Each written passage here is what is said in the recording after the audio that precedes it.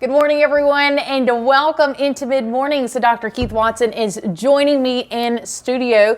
And guys, last week the CDC announced new changes to the vaccine guidelines. And Dr. Watson, I feel like I have seen so much buzz about this topic. And obviously there's a lot of questions that come with this conversation. So I guess first of all, can you break this down for myself and just the general public of these new changes to the guidelines? I don't know.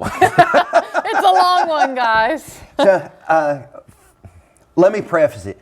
What I have been able to find, there may be more, but the standard vaccines that kids have gotten forever, even back before I was a kid, but at least back to when I was, your standard vaccines, your polio, your whooping cough, all of those standard vaccines, those are not changing. Those are still going to be stuff that your doctors are going to recommend that you get, and most schools require for you to go to school. There seems to be some changes to 6 vaccines, and most of these vaccines are.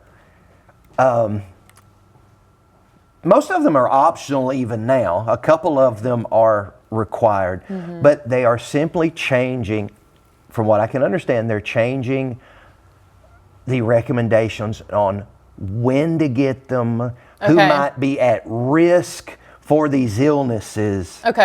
And so rather than everybody should get these 6 in addition to everything else, these 6 vaccines, there's going to be populations of people that are higher risk, and they may recommend that they still get them, but other people who may not be as much risk may not need them at the same time. I know that's not a very clear description, well, it's clearer than it was before you got here. It is 6 vaccines, and it looks like they're changing the recommendations on when and how to get them. That's the simplest I can say. And so, guys, I'm going to look at my notes here because those 6 that we're talking about, some of the restricted include hepatitis A and B, meningitis, rotavirus, and seasonal flu. So I know the flu one, automatically when you hear that, it's like, oh, the flu, because we know it's such a big thing. But again, that's not saying you can't get this vaccine. It's just, it's going to go towards potentially who's more at risk for it. Yeah, it seems as if they're going to change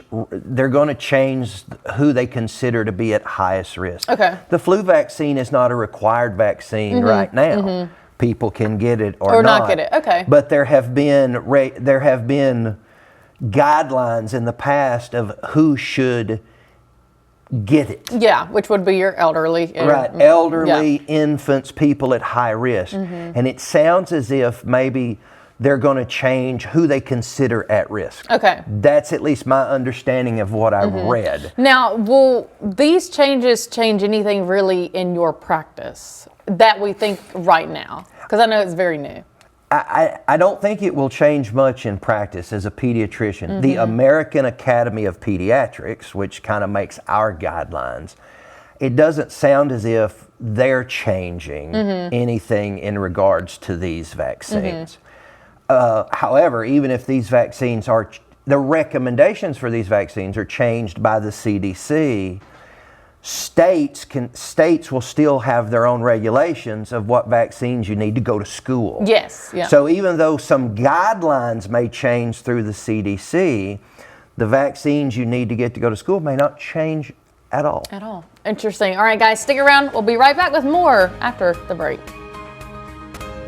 All right, everyone. So before we left for break, we were talking about the recent changes the CDC has made for their vaccine guidelines. So, Dr. Watson, we've hit a few of those topics, but I think my main question too is, when parents see this, it can be a very confusing thing.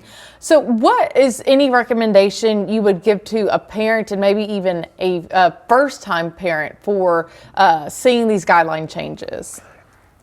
Talk to your doctor.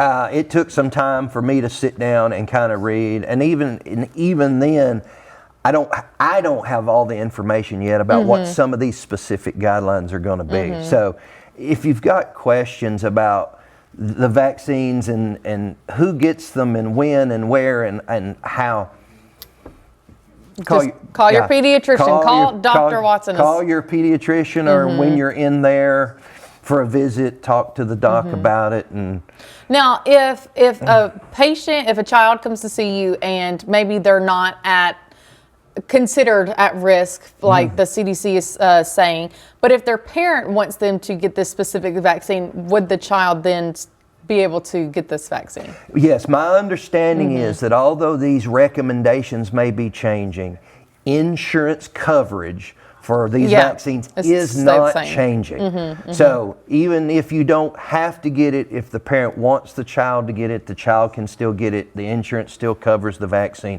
Everything stays the same.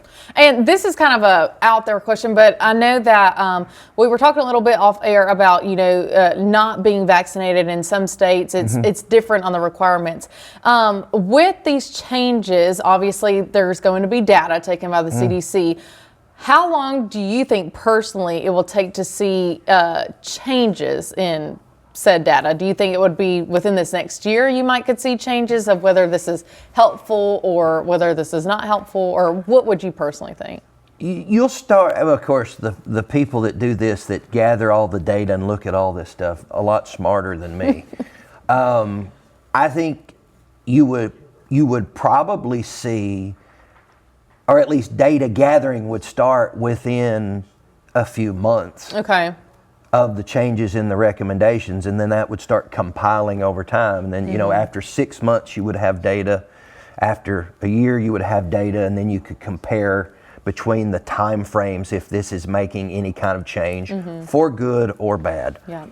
Well, Dr. Watson, thanks so much for coming in studio. Guys, if you have any questions anytime about your child, you can always call Dr. Watson. He's in West Point. But specifically, if you have any questions about these new changes, make sure to do your research. Make sure to contact your pediatrician, and it should all hopefully work out for you. Hopefully. Hopefully. All right, guys, stick around. We'll be back after the break.